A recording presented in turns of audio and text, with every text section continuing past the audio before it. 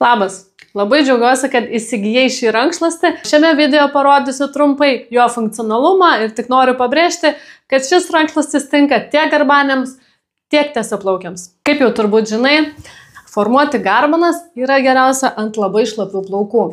Tai kartais gali būti nelabai malonu, nes sušlampa tiek mūsų drabužiai, tiek mūsų oda. Todėl šį rankšluostį galima naudoti kaip baleriną ir patogiai susegti galuose. Šį rankšluostį labai patogu naudoti kaip turbaną, nes jisai turi dar vieną papildomą spaudę, kurią susegus ir jūsų plaukai bus apsaugoti ir šis turbanas neturės galimybės išsileisti.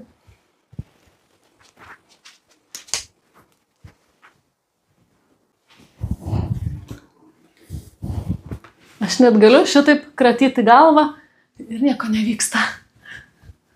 Suformuotas garbanas arba tiesiog tiesus plaukus visada geriausia yra nusausinti mikropluošto rankšluosčiu, nes jis neturi žvynelio ir nepašiaušia mūsų plaukų, bei sugeria tik tiek drėgmės, kiek reikia.